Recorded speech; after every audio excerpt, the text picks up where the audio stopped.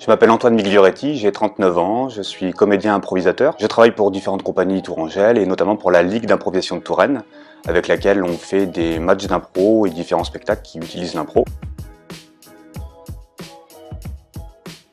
La Ligue d'impro, c'est une compagnie professionnelle qui a plus de 30 ans d'existence. On fait des matchs d'impro, on peut faire des spectacles en entreprise, des spectacles sur mesure en fonction des demandes. Et on donne aussi des cours d'improvisation pour ceux qui veulent s'essayer, qui veulent eux aussi faire des matchs d'impro amateurs. On peut rire, s'amuser, apprendre différentes choses. C'est l'occasion aussi de s'exercer à travailler sur sa timidité, sur son stress, sur le rapport à l'autre, à l'écoute, à l'oralité, toutes ces choses-là. Il y a une dizaine d'années, en fait, on jouait une pièce de théâtre qui s'appelait Lily. On avait des coups de feu qui devaient retentir à un moment donné du spectacle. À la fin de la réplique du comédien, le régisseur appuyait sur le faux pistolet et ça faisait un bruit suffisamment fort pour qu'on pense que le son venait du pistolet qui était sur scène. Sur une date à Château-Renaud, le pistolet n'a pas du tout marché, il s'est sûrement enrayé. Là, il s'est passé un gros moment de stress parce que le comédien disait « je vais tirer » et il se passait rien. Il a démarré le début d'une impro qui a duré je ne sais combien de temps, mais en temps ressenti, c'était une éternité. Et après le spectacle, on a discuté avec les spectateurs qui nous ont dit qu'ils n'avaient rien remarqué du tout. Et nous, on était persuadés que ça s'était vu. Et donc, suite à cette expérience, moi, je me suis dit, premièrement, le stress dans lequel nous, on a l'impression que c'est vraiment palpable, vraiment vu des spectateurs. Et en fait, ça se trouve pas du tout.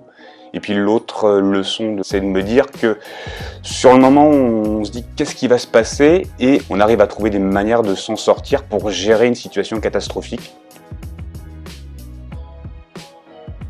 Personnellement, j'ai tendance, avant un spectacle, à arriver le plus en amont possible. C'est l'occasion de repérer les lieux dans lesquels on va jouer. Plus on est tranquille sur certains aspects, plus après on va pouvoir être présent ici et maintenant, comme on dit au théâtre.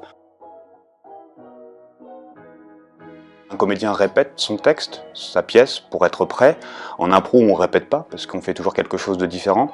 Pour autant, on s'entraîne à faire quelque chose, et c'est cet entraînement qui nous rend, on va dire, un peu moins vulnérables le jour même. C'est parce qu'on a pratiqué, parce qu'on a des expériences, parce qu'on a déjà vécu des situations stressantes que ça va un peu mieux. Le premier saut en parachute est toujours effrayant, et le 60e l'est un peu moins, en fait, même s'il l'est toujours un tout petit peu.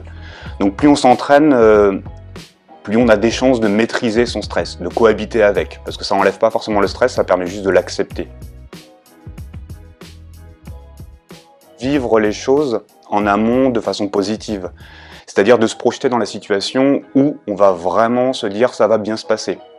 Si nous, comédiens, on se dit ouais, on va avoir un trou de texte, il va nous arriver un accident, on va se péter la tronche ou je ne sais quoi, y a des risques que ça arrive en fait, parce que ça fait un peu un appel des choses quoi. Plus on parle, plus on rit, plus on fait des trucs aussi qui n'ont rien à voir en fait avec ce qu'on va préparer, ce qu'on va jouer, plus ça va nous faire du bien aussi. Donc rire, moi je dirais que c'est un bon conseil aussi quand même, se raconter des blagues à soi-même, ça peut être pas mal.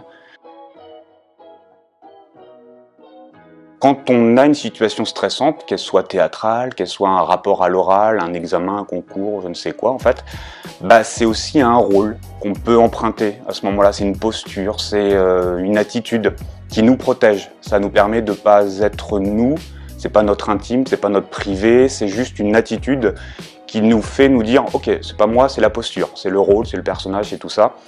Et ça permet vraiment de se protéger. Avant de prendre la parole, si on change un tout petit quelque chose, je sais pas, dans sa tenue vestimentaire, une habitude qu'on a, en fait, même si c'est très discret, qu'on ne voit pas, ça peut donner l'impression, psychologiquement, d'être un peu costumé. Au théâtre, on pratique beaucoup la respiration ventrale, qui est retrouver la respiration qu'on avait quand on était bébé.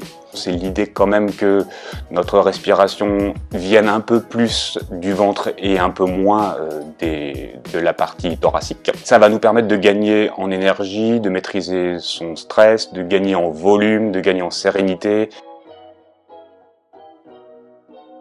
Ce qu'on apprend à l'impro, c'est un super apprentissage de la vie parce qu'on apprend des choses qu'on n'a pas l'habitude vraiment d'apprendre ailleurs. On est sur une écoute de l'autre, on doit essayer de magnifier ce que l'autre fait et dit. Donc on est un peu moins centré sur ces petits problèmes de stress et ces petits soucis qui nous empêchent des fois d'être à l'aise et un peu plus en amont sur l'autre. Et ça nous permet vraiment de gagner et d'être plus à l'aise dans plein de situations. Si j'ai un dernier conseil à donner, c'est faites de l'impro, faites des trucs, faites du théâtre aussi, parce que ça permet vraiment de s'ouvrir sur des choses qu'on n'imaginait peut-être pas. On peut retrouver des informations pour la Ligue d'impro sur Facebook en tapant Ligue Improvisation Touraine, sur Instagram aussi. Et sinon notre site ligue-impro-touraine.fr